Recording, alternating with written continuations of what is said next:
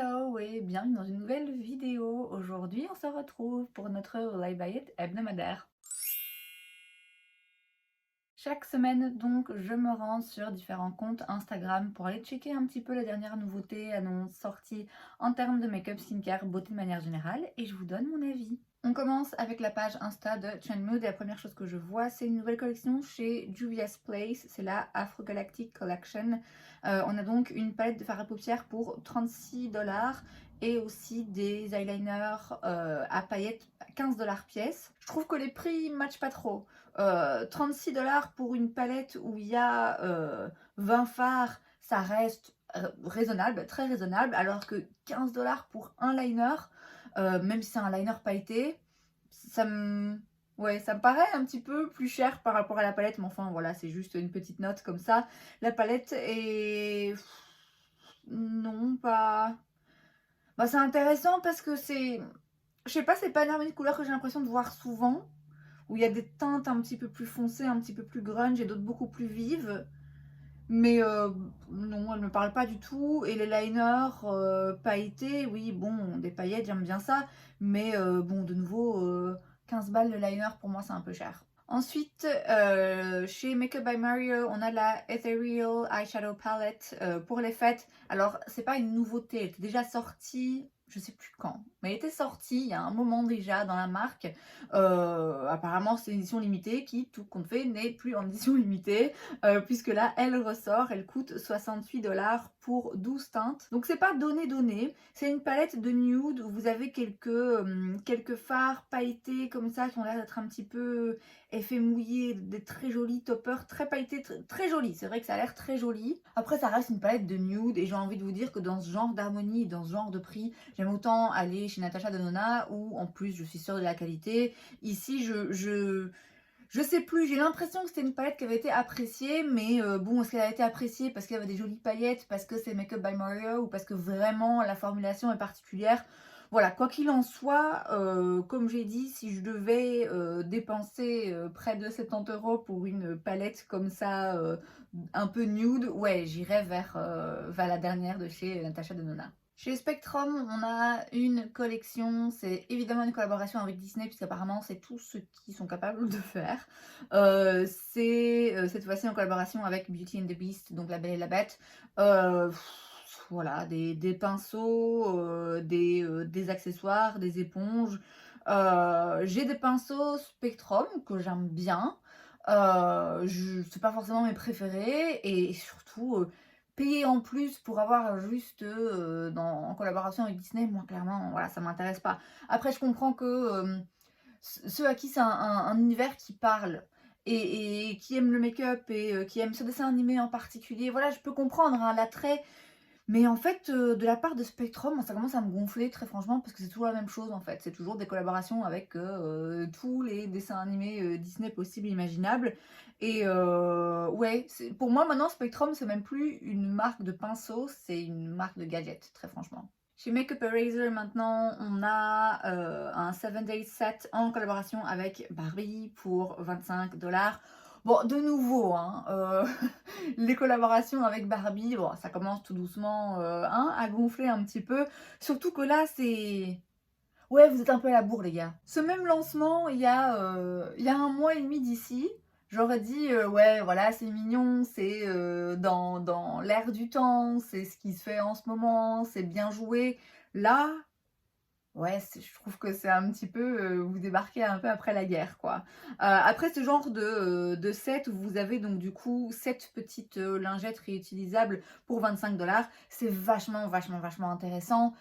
Si vous voulez laisser tomber les cotons jetables, moi j'ai des petites lingettes de ce style, pas de chez Makeup Eraser, mais de ce style-là. Il faudrait d'ailleurs que je m'en rachète, il me semble que ça fait un moment que je le dis, et qu'à chaque fois que je vois un lancement comme ça, Makeup Eraser, à chaque fois je dis voilà, je voudrais bien me racheter un petit set chez eux. Je prendrai pas le Barbie ou les Disney ou les spéciaux, je veux un truc simple. Ensuite chez Fluorescence, on a une nouvelle collection, c'est la Beijing Opera Makeup Palettes. Donc vous avez deux palettes, 59$ chaque. Dans chaque palette, vous avez 9 teintes. Il y en a une un peu plus...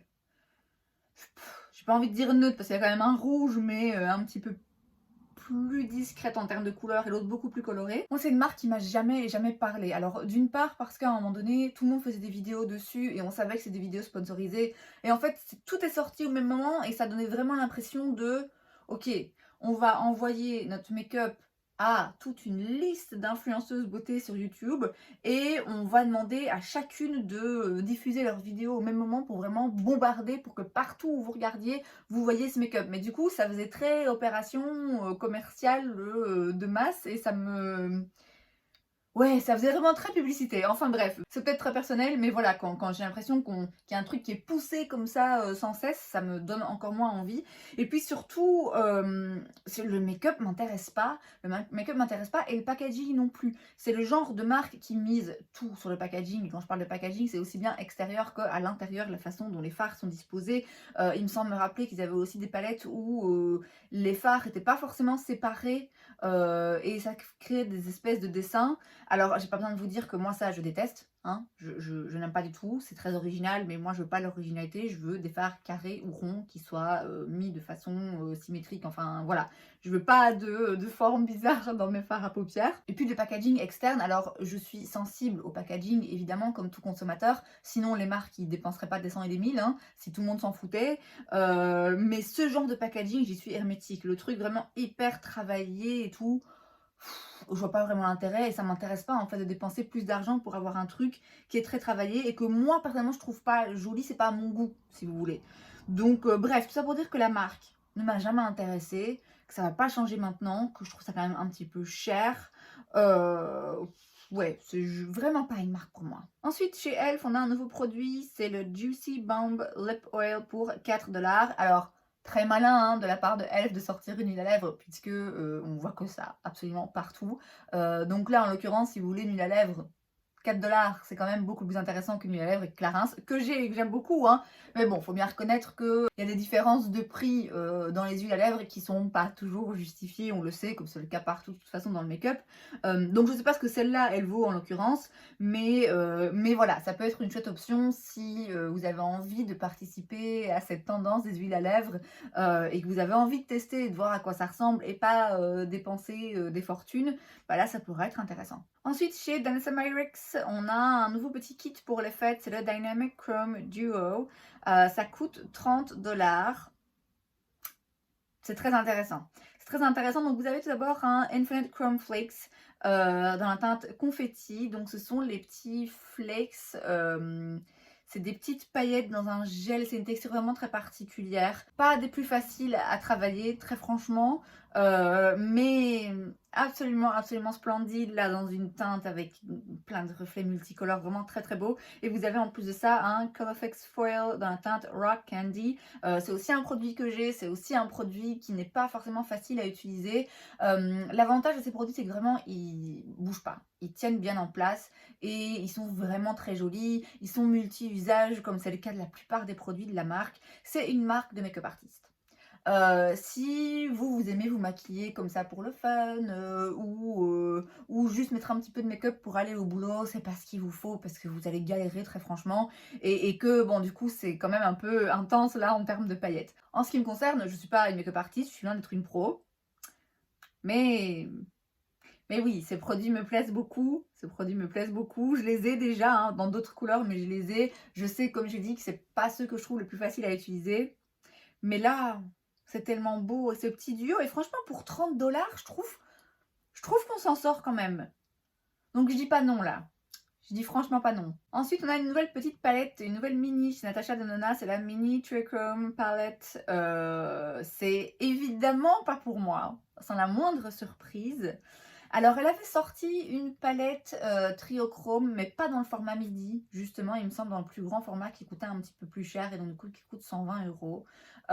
C'était une édition limitée pendant un bon moment. Elle était toujours disponible sur Call Beauty.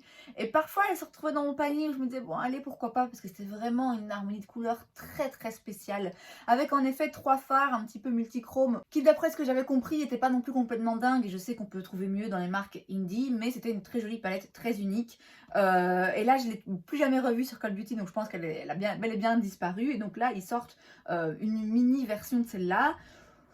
Ça n'a rien à voir, ça n'a rien à voir en termes de couleur, il n'y a pas un seul bleu dans la grande triochrome. Moi vous savez que les bleus, je n'aime pas du tout ça, enfin j'aime pas ça. Là je trouve ça très joli, quand je vois ce mélange de couleurs c'est très beau. Il y a un bleu électrique là qui est absolument absolument splendide. Je peux reconnaître qu'une couleur est très belle, pour autant j'ai pas envie de la porter sur mes paupières. C'est le cas de très souvent des couleurs bleues, donc cette petite palette c'est sûr que c'est pas pour moi. Et très franchement, c'est le genre de teinte, ça dépend lesquels, mais il y en a, je trouve que c'est quand même difficile que ce soit flatteur sur qui que ce soit. Après, c'est joli, l'harmonie couleur est bien pensée parce qu'on a un bleu plus clair, un bleu plus foncé, le bleu électrique là, absolument splendide. On a un phare métallique très clair et un autre un petit peu plus foncé. Donc, l'harmonie couleur est très bien pensée. Mais c'est dans des couleurs que moi j'aime pas du tout, donc ce sera pas pour moi cette fois-ci. Ensuite, on a une collaboration entre Makeup Revolution et It, le truc avec le clown là. Euh, comme à chaque fois avec Makeup Revolution, j'ai pas l'impression qu'il y ait une cohérence forcément entre les produits et le film, la franchise, n'importe. Après, je vous avoue que je connais pas, enfin j'en ai entendu parler, mais j'ai pas vu ce film, donc voilà, je peux pas forcément avoir un avis très strict sur est-ce que vraiment ça correspond ou pas. Et ma foi, au moins en termes de packaging, clairement ils sont dans le thème. Il y a notamment une éponge là, un espèce de beauty blender en forme de ballon. Bon voilà, c'est bien pensé quand même, mais c'est rien, absolument rien qui m'intéresse. On a une collaboration entre Charlotte Tilbury et Elton John. Ok, je l'avais pas vu venir celle-là. C'est la Rockstar Collection. Vous avez donc le Rocket Lipstick pour 38 $. Je sais pas si les teintes sont nouvelles ou si c'est juste le packaging ici qui est différent, mais en tout cas, vous avez un dans la formulation Kissing et l'autre dans la formulation Matte Revolution. Donc, c'est les teintes Rocket Girl et Ready for Lust. Je pense que c'est nouveau, hein. Il me semble que c'est des nouvelles teintes. Et puis, vous avez un sac, une petite trousse de make-up, hein, pour 64 $. Ouais, je sais pas si c'est forcément utile et justifié. Mais enfin voilà, alors les rouges à lèvres Charlotte Tilbury, ils sont très très bien, ils sont très bien réputés. Elle a toujours des très jolis tons, des très jolis sous-tons, des très jolies formulations également. Je pense pas qu'il y en a une teinte là particulièrement qui me plaît plus qu'une de sa collection permanente. Mais enfin, pourquoi pas. On passe maintenant sur la page de Point Click Vibes. La première chose que je vois, c'est la Metaphoric Holiday Collection chez Beauty Bay. Vous avez donc un petit duo de fard à paupières liquide pailleté qui ont l'air joli pour 18 $. Et vous avez une palette pour 25 $ que je trouve vraiment pas belle. Je suis désolée. Alors, Beauty Bay fait des très jolis lumineux et il faut bien reconnaître qu'au moins ils essaient de sortir des harmonies de couleurs qu'on voit pas forcément partout. Mais en fait, il y a une raison pour laquelle on voit pas ce genre d'harmonie de couleurs partout, c'est parce que c'est moche. Enfin, je suis désolée. Alors, il y a sur certaines photos où les fards lumineux ressortent un petit peu plus et on voit toute la beauté, la texture des fards de chez Beauty Bay qui, c'est vrai, sont jolis. Mais l'harmonie de couleurs est vraiment... Oh, ça fait vieux make-up et ça me donne l'impression d'être des couleurs qui vont vraiment pas être flatteuses, mais genre sur personne en fait. Après, c'est intéressant parce qu'au moins, comme j'ai dit, c'est différent. Le prix de 25 $ pour une grande palette comme ça, c'est vraiment, vraiment pas du vol. Donc, ma foi, comme il y a quelques teintes là-dedans qui ont l'air pas mal, ça vaut peut-être le coup de l'acheter en se disant que vous ne pourrez pas l'utiliser seul, que vous l'utiliserez en combinaison avec d'autres palettes pour rapporter un petit peu plus de, je sais pas, de couleurs ou voilà, qu'il y aura peut-être des teintes dans cette palette que vous n'utiliserez pas parce qu'elles ont l'air un petit peu, je sais pas très jolies. Mais ouais, cette palette, seule en tant que telle, c'est... Ouais, c'est intéressant, mais je trouve ça moche. Je suis désolée, je trouve vraiment pas ça joli. Quand je l'ai vu, j'ai reçu une notification dans mon application de Beauty Bay, nouveauté, machin, et j'ai ouvert ça et je me suis dit, waouh, j'ai l'impression qu'on est en 95, quoi. Et pas de la bonne façon. Vous voyez, j'entends que c'est à la mode de retourner en arrière. De toute façon, c'est toujours à la mode hein, de regarder en arrière. Mais là, ouais, non. Non, non, non, non. Je trouve vraiment, vraiment pas ça joli. Chez Makeup Revolution, de nouveau, une autre collection maintenant, c'est la Twisted Fantasy Halloween Collection. Est-ce que c'est nécessaire de sortir 10 collections sur le thème de l'horreur? Je sais pas. Bon là vous avez un petit peu tout, vous avez des palettes, vous avez des produits pour les lèvres et pour les yeux, des rouges à lèvres assez, ouais des rouges à lèvres noirs.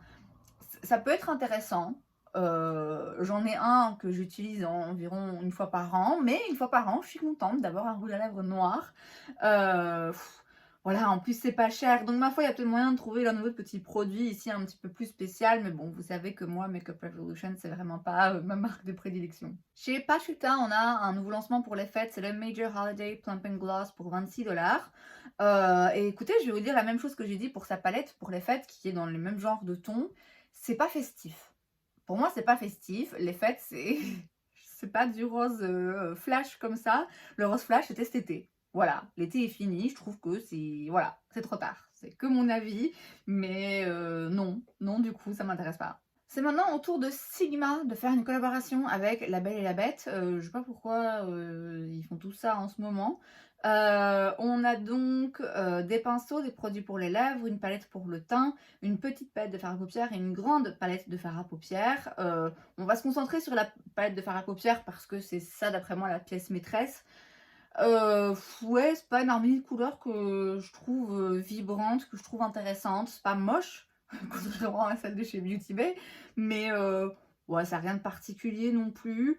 Bon, ça m'a l'air d'être, assez dans le thème. Je reconnais un petit peu ouais, les couleurs. La petite est pas mal, vraiment bien dans le thème pour le coup, je trouve. C'est vrai que ça me fait penser au dessin animé de par les couleurs choisies.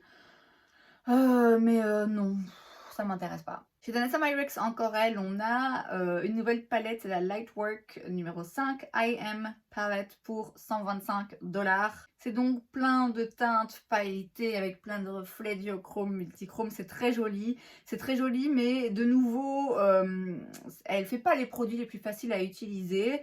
Je suis pas sûre que ça vaille le coup de dépenser 125 $ pour avoir cette teinte là, en sachant que de nouveau, hein, dans des marques un petit peu plus indie, il y a moyen de trouver mieux à mon avis, surtout pour moins cher, et du coup d'avoir des couleurs vraiment qui vous correspondent.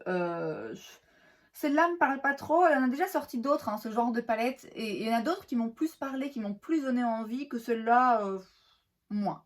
Chez Fenty, on a plein de produits pour les fêtes. Chez Fenty Skin, c'est la Hall of Fame Holiday Collection. Bon, je ne vais pas tout détailler, mais en gros, vous avez des produits pour la peau et pour le corps, des masques, des produits pour les lèvres, dans des packagings différents, avec des senteurs différentes.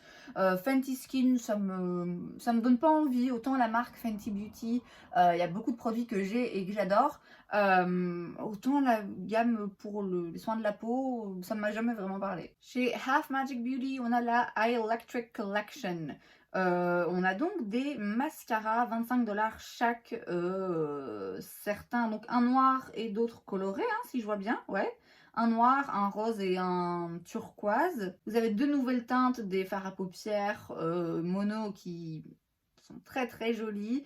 Et vous avez aussi deux nouvelles teintes dans leur Glitter Pill, donc les petits liners, enfin les petits fards comme ça, crème pailletés, qui sont très très très très beaux, qui m'ont déjà donné envie plus d'une fois. Donc là, il y a des teintes en plus.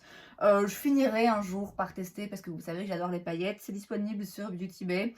Je dis pas forcément que c'est ces couleurs-là que je testerai, hein, pour les petits liners pailletés là, mais bon, c'est coloré, c'est fun, pourquoi pas. Chez Maybelline, on a un nouveau produit, c'est le Color Rivals. C'est donc un petit duo où vous avez un fard à paupières mat et un lumineux. Mais pareil, c'est moche. Je suis désolée, mais je comprends pas. Je comprends pas.